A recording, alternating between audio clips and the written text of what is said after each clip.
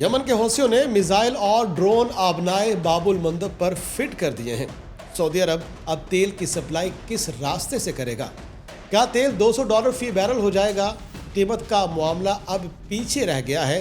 دنیا کو تشویش اس بات کی ہے کہ تیل کا اگلا بیرل دنیا تک پہنچے گا یا نہیں۔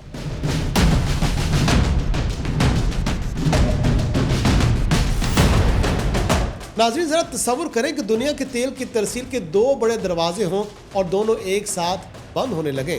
ایک طرف آبنائے ہرمز جہاں سے جہازوں کی آمد و رفت تقریباً ختم ہو چکی ہے، اور دوسری جانب باب المندب جہاں حوثیوں نے سعودی بحری جہازوں کو نشانہ بنانا شروع کر دیا ہے۔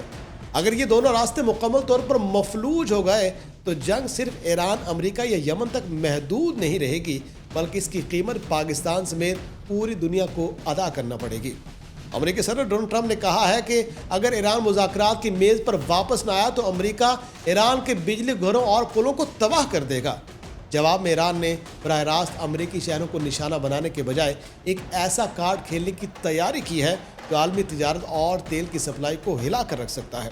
ایران نے یمن کے حوثیوں کو پیغام پہنچا دیا ہے کہ اگر امریکہ نے ایرانی پاور گرڈ پر حملہ کیا تو باب المندب میں بحری آمد و رفت روکنے کے لیے تیار رہے۔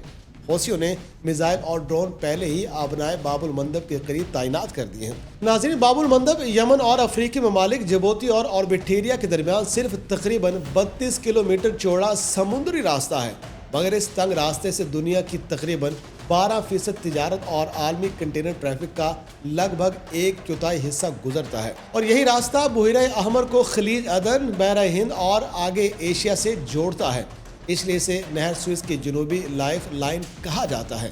امریکی انرجی انفارمیشن ایڈمنسٹریشن کے مطابق 2025 کی پہلی ششماہی میں روزانہ تقریباً 42 لاکھ بیرل خام تیل اور پیٹرول مصنوعات باب المندب سے گزرتے تھیں، لیکن ایران جنگ اور آبنائے ہرمز میں رکاوٹ کے بعد اس راستے کی اہمیت مزید بڑھ گئی ہے۔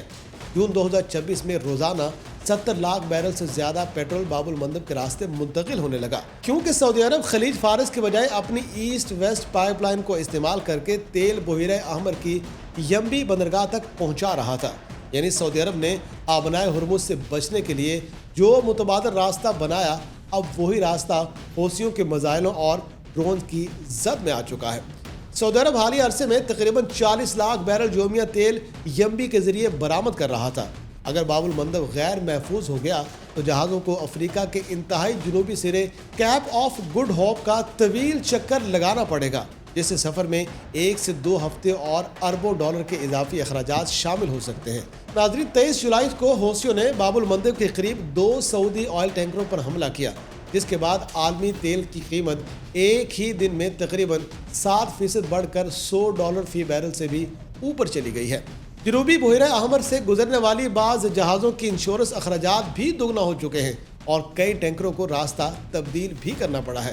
اب ذرا سوچئے کہ اگر چند محدود حملوں سے تیل $100 سے اوپر جا سکتا ہے تو باب المندب کی مکمل بندش کیا طوفان لائے گی۔ بعض انتہائی حالات میں قیمتیں 150 یا حتیٰ کہ $200 فی بیرل تک بھی جانے کے خدشات ظاہر کیے جا سکتے ہیں، لیکن یہ یقینی پیش گوئی نہیں ہے۔ پاکستان جیسے درآمدی تیل پر انحصار کرنے والے ملک میں اس کا مطلب مہنگا پیٹرول، بجلی کے نرخوں میں اضافہ، روپے پر دباؤ، ٹرانسپورٹ کرایوں میں تیزی اور روزمرہ اشیاء کی نئی مہنگائی ہوگی۔ یہ جنگ اب صرف میزائلوں، ڈرون اور فوجی اٹوت کی جنگ نہیں ہوگی، یہ بندرگاہوں، پائپ لائنوں، تیل بردار جہازوں اور عالمی تجارت کی شاہراہوں کی جنگ بن رہی ہے۔ ایران جانتا ہے کہ وہ امریکہ کی فوجی طاقت کا براہ راست مقابلہ شاید نہ کر سکے، لیکن آبنائے ہرمز اور باب المندب کو غیر محفوظ بنا کر پوری دنیا کی معیشت پر دباؤ ضرور ڈال سکتا ہے، اور وہ یہی کر رہا ہے۔